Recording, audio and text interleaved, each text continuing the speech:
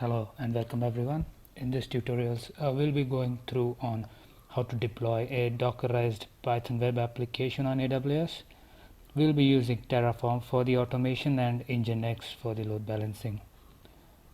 The repo that I'll be going through is a complete end-to-end deployment solution, meaning it will create a custom VPC, subnet, security group, EC2 instances and few other things. This can further be customized as per one's need.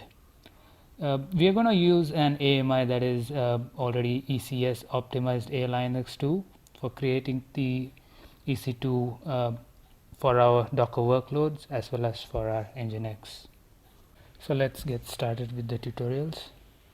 So this is going to be the flow of the tutorials. I'll start with the sample application that I have created for this demo. It's quite a basic Python application, nothing fancy, and a Docker file that we can use to Dockerize the above Python application. Then I'll go over the Terraform code in a bit more details. I'll go over the overall architecture that we have used.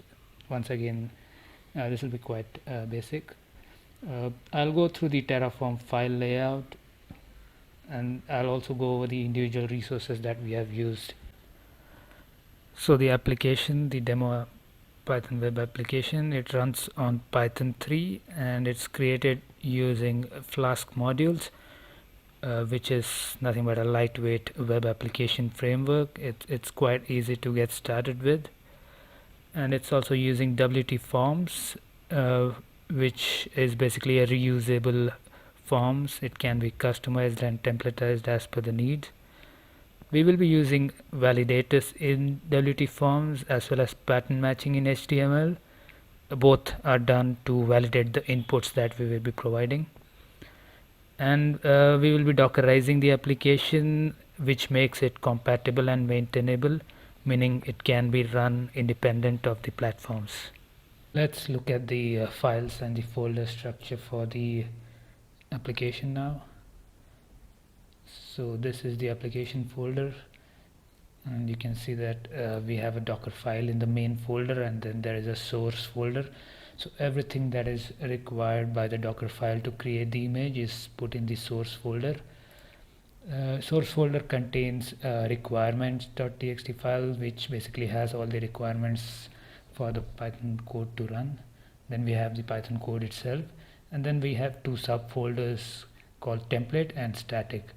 The template subfolder will have the web HTML that the Python code calls, and the static subfolder has all the static files that are required by the HTML to run. Now just let us look at the requirements file there. So the two main models that we are calling in the Python code, Flask and WTForms, are mentioned in the requirements. So as a prerequisite, we'll use this file to install the modules before we run the code. This is the code itself. So we are using Flask and WTForms. You can see that the Flask is initiated using by the name app, and then we are using class reusable forms for the WTForms, and that class is being called in the function.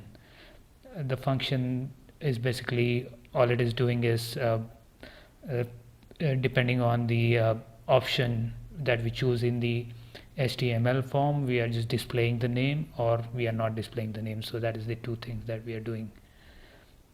So if you look at the web HTML, there's nothing fancy here. So we are having basically two placeholders. One is for the drop down and one which prints the username that we enter, and these are the static files that are used by the web HTML to render or just to provide styling to the UI components and the page layouts that we have. Let's look at the deployment now. So we will be using Terraform for automating our deployment. We are going to use ECS-optimised AMI. So they already have Docker and Docker dependencies pre-installed in them. and we are going to use Nginx for our load balancing need. This is how the architecture looks like. So we're just going to make a HTTP call to the Nginx at port 80, which is going to forward the request to either of our Docker nodes, which will be running on port 8080. You can see that we will be creating a custom VPC and a custom subnet. We also will be creating two security groups, one for the Nginx and one for the two Docker nodes that we have. So the Nginx security group will allow the traffic from all the IPs on port 80, and the security group for the Docker workload will be allowing traffic only from the VPC CIDR, and that too only on the port 8080. Let's look at the Terraform files and folder structure now. So this is the Terraform folder. So I've basically tried to break down different resources logically so that it's easier for us to manage. As you can see, we have different Terraform files for the network, for the nodes, for the security group, and for the IO, which is nothing but input variables and the output that we want the Terraform to display. So the main file contains the provider, which in this case is AWS. We also have a Terraform backend, which is nothing but S3 in this case. So we'll use this backend to store the state files. We are also generating a key pair. This is just in case if we have to log into the nodes, if we have to SSH to the nodes to troubleshoot some issues. Our network file has a VPC, custom VPC being deployed. Then we have subnet, and we have internet gateway and route table. Our security group Terraform file has two security groups as mentioned earlier. So there is one for the Nginx and there's one for the Docker workload. So the Nginx security group, we have port 80 opened up to all the IPs, whereas the instance security group, which is used by the Docker workload, has port 8080 opened only to the VPC CIDR. We also have SSH ports opened up for both the security groups. This is just so that if we need to do any initial troubleshooting, this can be disabled later. Our IO file has all the input variables that we need, which can be customized or changed as per our requirement, and it also has the output which we want the Terraform to display at the end of the process.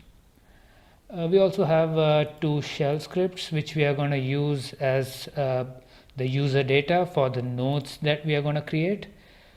So this is the work node 1 and work node 2. So these two work nodes will be using user data in shell script 1, which is all it is doing is just enabling Docker and running this command.